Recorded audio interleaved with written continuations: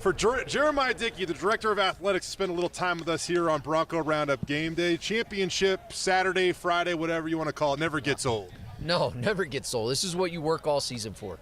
And when you get to a game like this, it doesn't happen by accident. I mean, this happened and started last year at this time, and you guys went through that with us. And you know, I'm really proud of our team, and when I say team, it's not just our student athletes, it's not just our staff, it's my staff and administration and everyone who plays a part. Everything counts, everything matters, and it does take a team, and I hope everyone gets to enjoy this today.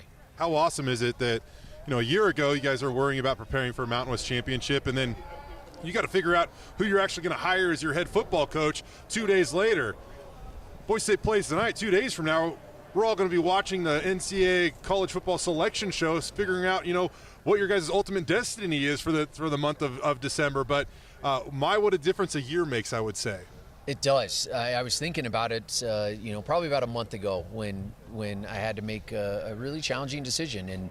And you never know how it's going to work out. You bet on yourself, and you know, you plan the work the plan. And we went through that process. And from that first conversation with Spencer of, you know, hey, I just don't think it's going to work out that I can hire internal, and, you know, where we ended up and how that season ended. And it was epic. That's my goal every year. That's our goal every year. We want to do epic. And, you know, to now be in a position and to see how he's grown as a coach and how that staff and that team just runs through walls for him.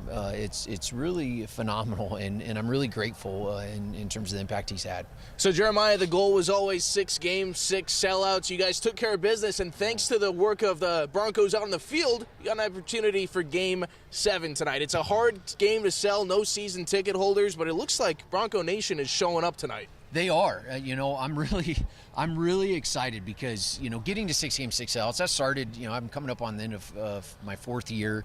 That started when I arrived, and it took us a little while, COVID, and we were navigating some things. But Bronco Nation showed up this year. Students showed up, and this is going to be our 7th game in a row that we've had a sold-out student section, and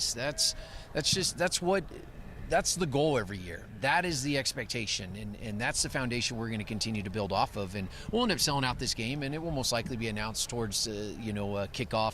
I know there was only a handful of tickets still remaining, and, you know, I'm really proud. You know, I don't like talking about it. Bronco Nation probably gets mad. They say 7 games, 7 sellouts, you know, but I'm going to control what we can, and you got to do really well in those 6 to get to 7. And we did this year, and now we have an opportunity to do something, you know, that has never happened in Mountain West history in terms of the champ game, and has never happened here. We got 7 games, 7 sellouts, and everyone should be proud of that.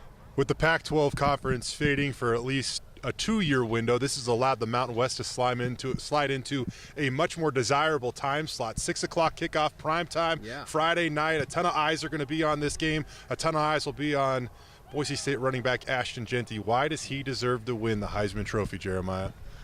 Jay, I'm used to listening to Spencer, you know, when you guys ask him the same question. The tape doesn't lie. You know, you look at the data and the stats and what he's done for his teammates and this program and the impact he's had on every game we've played.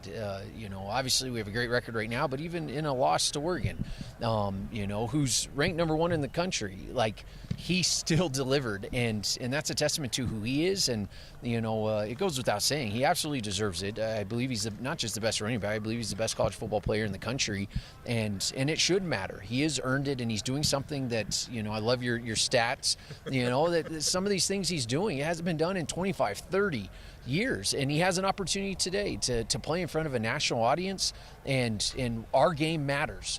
You know, we know the winner of this game is going to the CFP, and that was the goal with the Mountain West. That was, you know, everything that we've talked about as the CFP expanded, and Ashton has an opportunity, you know, into everyone's home across America, you know, and he's earned that. You know, Ashton chose to create a legacy over, well, quite frankly, would have been a pretty big check if he chose to really chase the NIL world at someplace else. For Boise State, I put out something a little bit earlier last week too, and I'm sure we can dive into this a little bit more, especially once those final college football rankings get set. But with what Boise State's doing with their athletic budget compared to some of the others, I mean, you look at Ohio State, they're roughly 4 times what Boise State's athletic budget is, yet everybody, or I shouldn't say everybody, yet Boise State's worked themselves into a spot to have an opportunity against those bigger athletic budgets. How proud are you of what you guys continue to do on a pretty lean budget compared to some of these other schools you're about to contend with in the playoff. Yeah, Jay, one, I'm extremely proud. I mean, that's what being a Bronco is. Now, I have to be careful. I don't want to ever settle. We can no longer be the lowest funded in our conference, and especially with what's ahead of us. And so we have a lot of work to do, and a lot of that is on my shoulders, and that's something I think about daily. But yeah, I'm extremely proud. Some of those programs, when you look at the top 12, excuse me, and we're obviously in it, some of those programs have more in their football budget than I do in our overall department for 18 sports. Yep. And I think that's the power of the Blue. That's the power of having a phenomenal fan base in Bronco Nation, and you got to really want to be a Bronco. You mentioned Ashton, he could have left, and, legacy matters. It matters to me. It matters to Spencer. It matters to Leon, and Gordy, and you look at the people I have in my foxhole and our foxhole, it makes you really proud when you get there.